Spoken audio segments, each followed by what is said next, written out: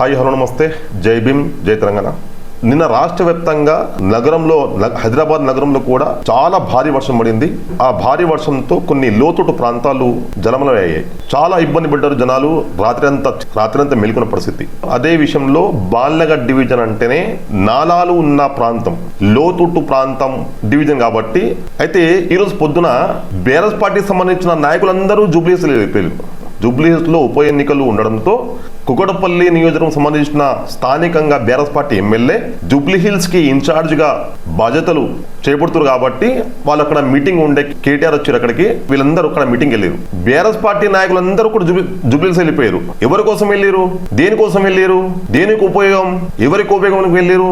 Division అంతా ప్రజలంతా ఇబ్బంది పడుతుంటే స్థానిక కార్పొరేటర్ పొద్దున ఎమ్మెల్యే సాబ్ ఫోన్ చేయగానే జూబ్లీస్ వెళ్ళిపోయాడు. అసలు కనీసం అక్కడ బస్సులలో పోయి ఏంటి పరిస్థితి పరామర్శించి ఏం ఇబ్బంది ఉంది, మీకు ఏం ఇబ్బంది పడకండి, అధికారులకు జీహెచ్ఎంసీ అధికారులకు ఫోన్ చేసి అక్కడ ఉన్న ఇబ్బందులన్నీ పరిష్కారం చేసి ప్రయత్నం చేయాలి. రాత్రి కూడా ఆ ప్రాంతం వెళ్ళలేని పరిస్థితి. ఇక్కడ కొట్టుకుపోతడం భయం పడ్డాడు. ఆ వాటర్ ఫ్లోకి ఎక్కడ నేను కొట్టుకుపోతున్నాను భయం పడ్డాడేమో. రాత్రి ఇంట్లో పండుకునేమో, ఎక్కడ కనబడలే. అయితే నిన్న గమనించింది ఏంటంటే గ్రూపులలో నేను చూసిన కాంగ్రెస్ పార్టీ నాయకులు, ఏ బ్లాక్ ఉపాధ్యక్షుడు యోగేందర్ రెడ్డి, ఆయనతో పాటు నరేందర్ ముదిరాజ్, వీళ్ళందరూ వాళ్ళ టీం అంతా కలిసి బాల్నగర్ లో లోతుట్టు ప్రాంతం ఎన్ని ఉన్నాయో ఆ ప్రాంతం అంతా రాత్రి అంతా మెలుకొని ఆ ప్రజలకు అండగా ఉండి వాళ్ళకు సహాయ సహకారాలు అందిస్తూ రాత్రి అంతా మెలుకున్నారు.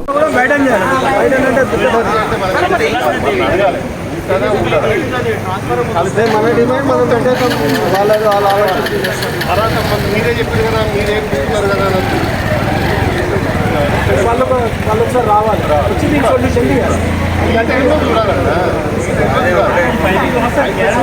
इसका पूरा वीडियो निकालो. అది ఇంతకుముందు పాత ఉండేది.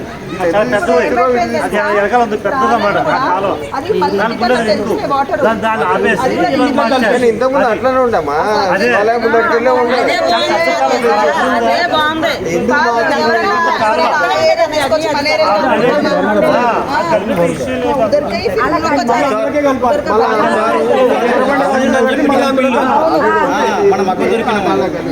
అసలు ఎవరైనా ఆ ఏరియా ఈ ఏరియాలో అదే కదా.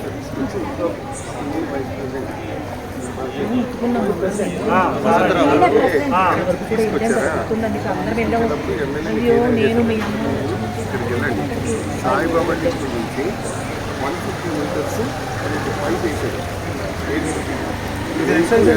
పరిస్థితులు మీకు రాదండి వాళ్ళదంటారు. మరి అప్పుడు వదిలి పెట్టాము. వాటర్ నాలెడ్జ్ మనకు లేదు కదా, మీకు ఎట్లనే చేసుకొని మాకు వాటర్ రావద్దని అప్పుడు చెప్పినాము. ఇప్పుడు మీరు వెళ్ళి చూడండి, ఆ వాటర్ ఆడుతుంది పైప్, అది రిటర్న్ కొడుతుందంటే ఇంకా మీకే పైప్ తీసుకోవాలి.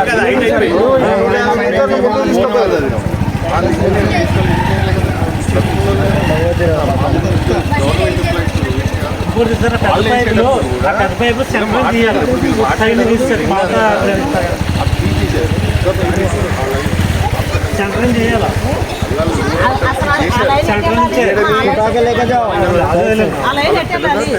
మనము కొట్లాడి కొద్దిగా ముందుకు తీసుకుపోమని చెప్పినాం. అట్లనే వదిలేయకుండా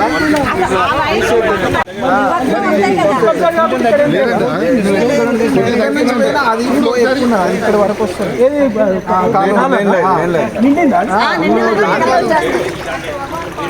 ఒక్కసారి ట్రై చేయరాదు మరి. అంత ఎక్కువ మనకు ఆప్షన్ ఉందంటే పంపడానికి స్లో వస్తాయి రిటర్న్.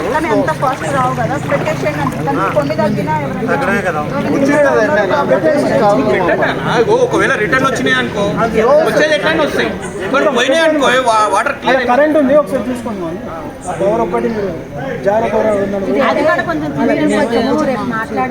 జెడ్సీతో ఇమీడియట్ గా మాట్లాడతా.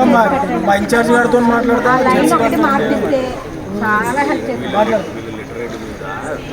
చెప్పిర్రు ఇవ్వమని చెప్పి రిక్వెస్ట్ లెటర్ ఇచ్చిర్రు. వీళ్ళందరూ కలిసి ఇస్తేనే కదా ప్రాబ్లం సాల్వ్ చేసేది. ఎవరికి ఇచ్చారు?